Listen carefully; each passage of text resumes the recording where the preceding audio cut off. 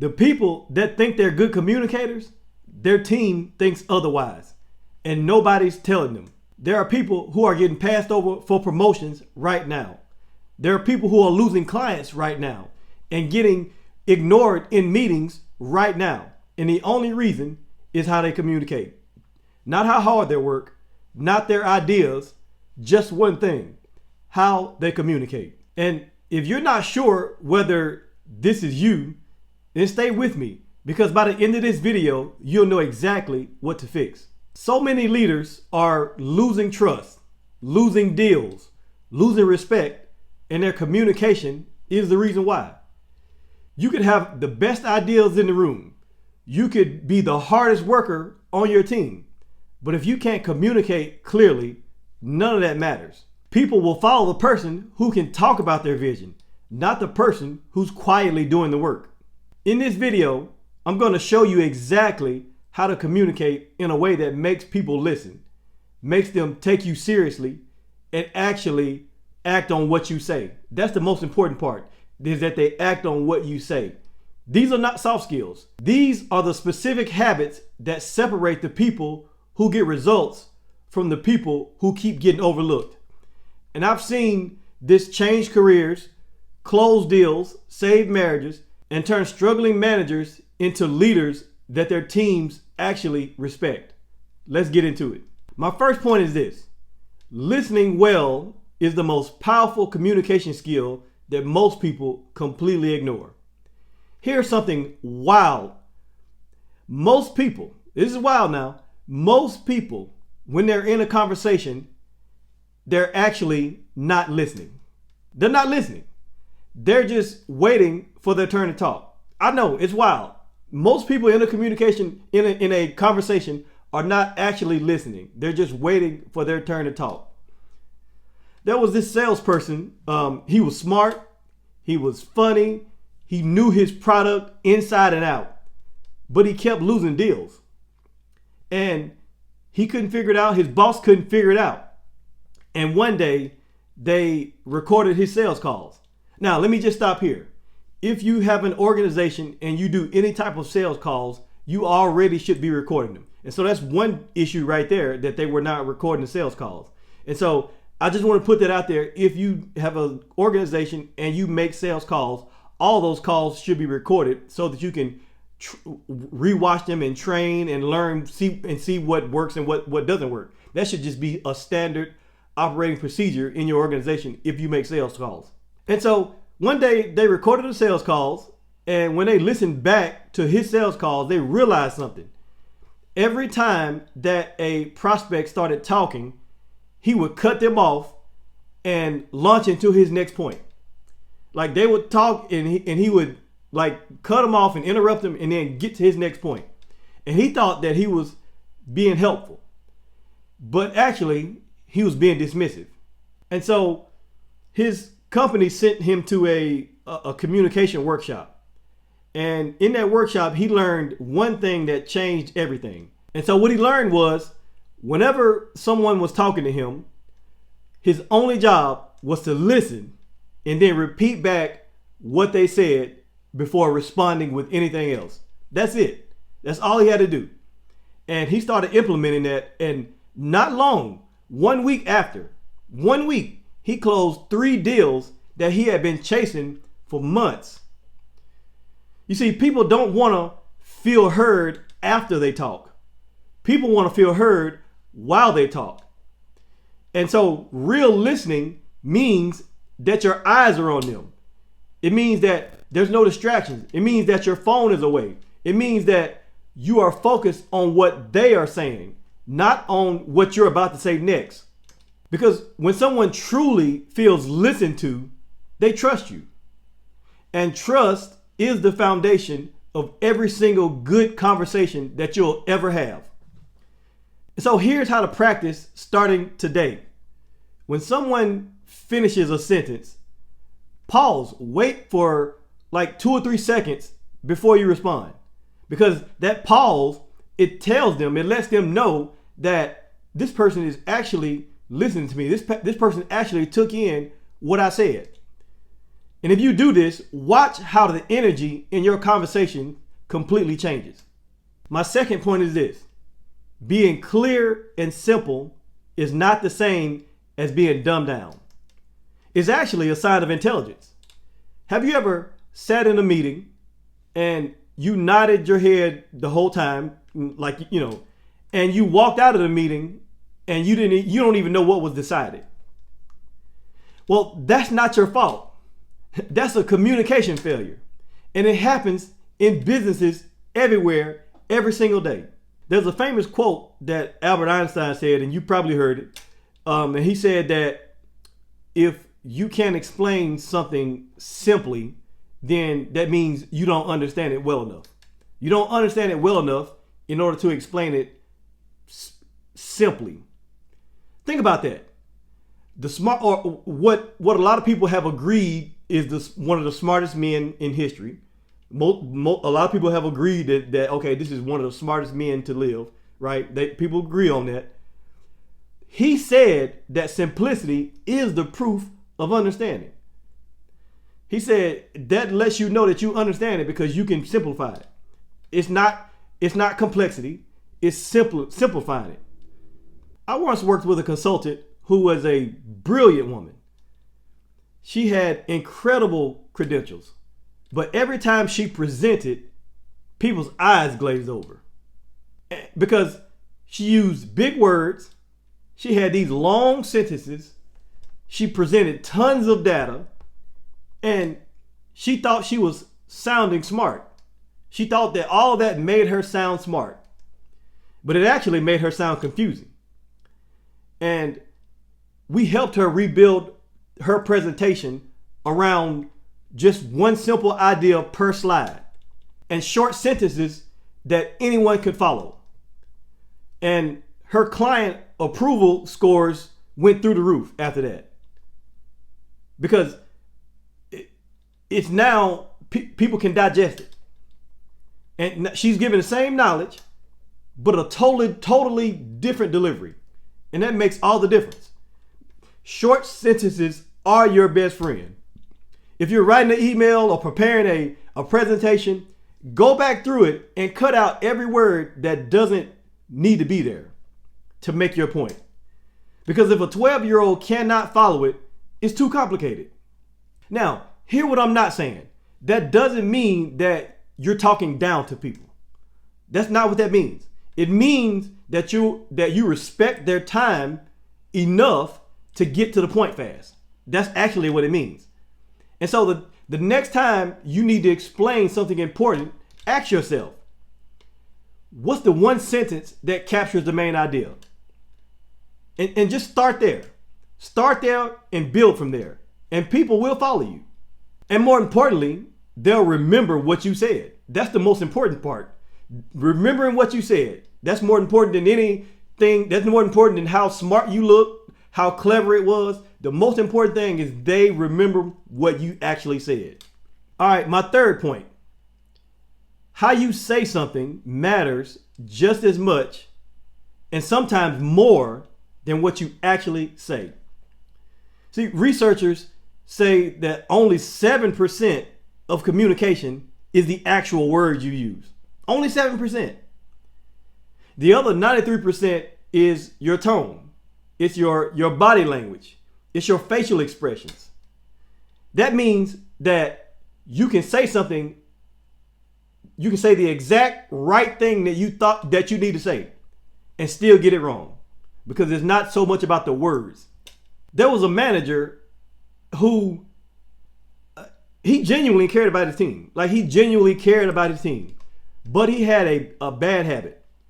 Whenever someone would come to him with a problem, he would cross his arms, he would lean back in his chair, and he would answer with like a flat, short tone.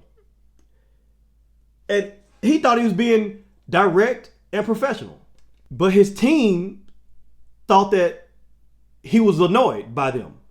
They thought that he was annoyed at them coming to talk to him. And guess what happened? People stopped coming to him with problems. And guess what happened after that? The issues and the problems started to pile up. and his department started underperforming.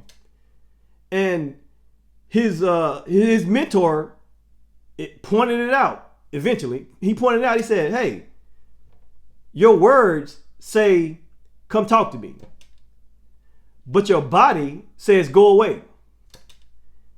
And so, do you understand like how that that's a contradiction? Like, and it confuses people, and so they think you're annoyed, and you may be genuinely trying to help them with their problem, but they get the sense that you're annoyed by the way you look.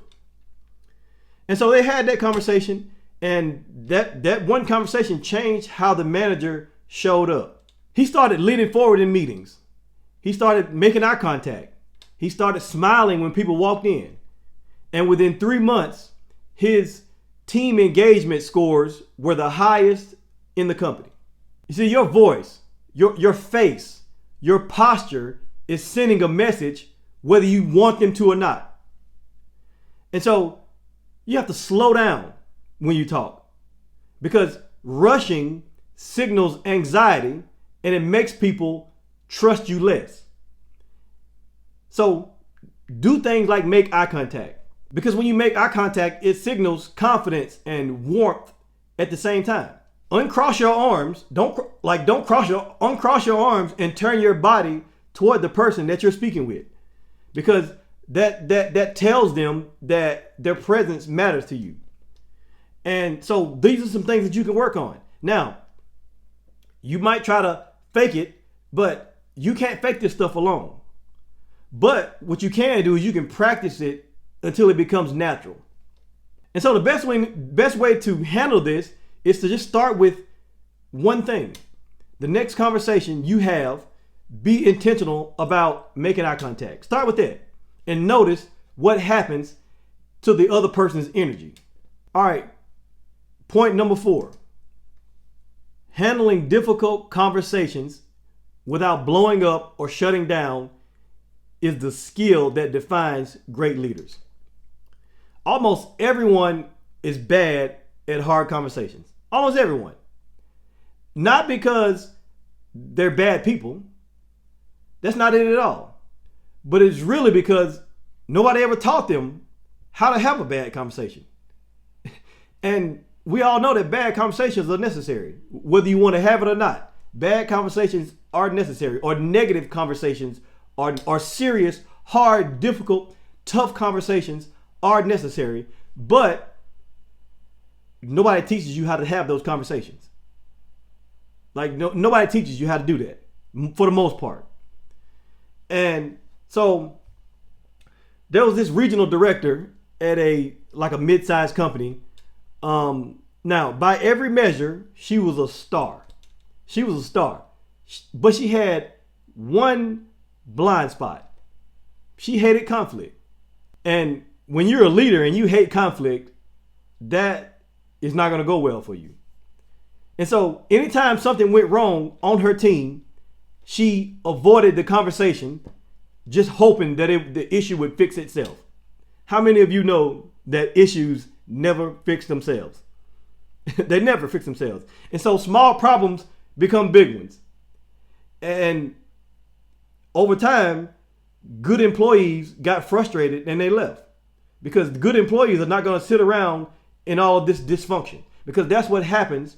You have a bunch of dysfunction when you avoid issues, when you avoid having hard conversations. And people, you're not going to keep anybody good if you do that.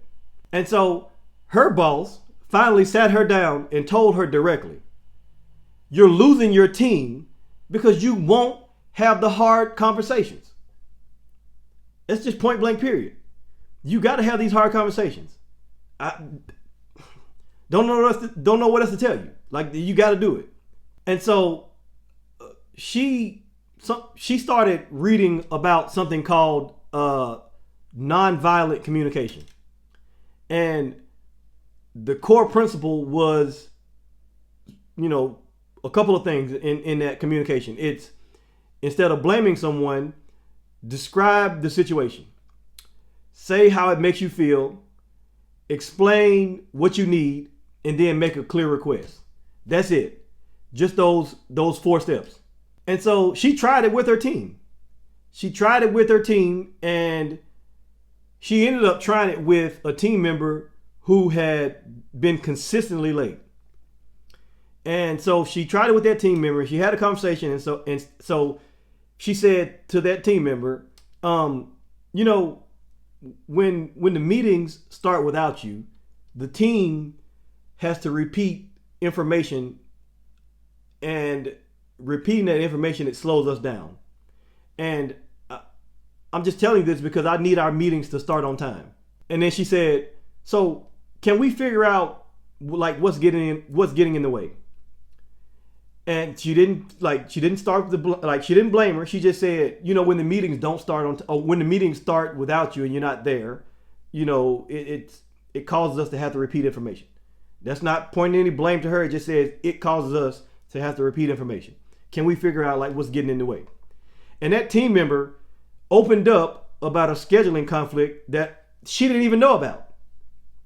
Now, she could have just told her, but for whatever reason, she didn't tell her about this scheduling conflict that she had. She was keeping it to herself for whatever reason. Her manager was not aware of this, right? And so she said that, and she was like, oh, and they were able to solve that in 5 minutes. Whatever they did to move some things around, they were able to solve that. And so she could have solved that months ago or whenever the situation, like she could have been solved that problem. And so she saved the relationship with that employee, and that made everything better.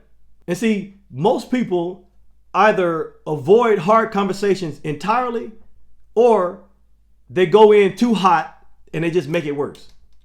And neither one of those works. Avoiding it doesn't work, and blowing up doesn't work either. The goal of a hard conversation is not to win. It's not for anybody to win. That's not the goal. Because if you win, somebody's going to lose, and we all lose. And so the goal is not to win. The goal is to solve a problem together while keeping the relationship intact. The employee relationship, the business relationship, whatever that relationship is, to keep that relationship intact. And so again, that simple formula that she learned is simple. Describe what happened without blame. Say how it makes you feel, or how it affects the team, or how it affects you or whoever. Say how it affects the team. Tell them what you need, and then ask for their side. Like ask them how can we fix this? And that changes everything. It keeps the other person from getting defensive. It keeps you from going to a place where you can't come back from. And it actually gets results. And so let's bring this all together. If you want to communicate effectively, and I mean actually effectively, not just feel good tips, but here's what it comes down to. First thing is you have to listen like it's your job, because sometimes it is. The second thing is keep the message simple, because if it's confusing, then you haven't done the work yet. You haven't done the work of truly understanding the problem or the issue, or truly understanding what it is that you're communicating. You have not done the work if you can't simplify it. Third thing is pay attention to how you show up physically. Pay attention. Your body language, your body is talking when your mouth isn't. And fourth, stop avoiding hard conversations. Stop avoiding them. Because those hard conversations are actually the ones that matter the most. And getting good at them, or getting good at hard conversations, you can. It's hard, but it's hard to get good at hard conversations. But you can do it. Getting good at them would change your career and your relationships faster than almost anything else you could do. And so here's your challenge this week. Pick one of these 4 areas that you know is your weak spot. Just one. And go practice it in your upcoming conversations. Not perfectly. It's not about being perfect, but it's about being intentional.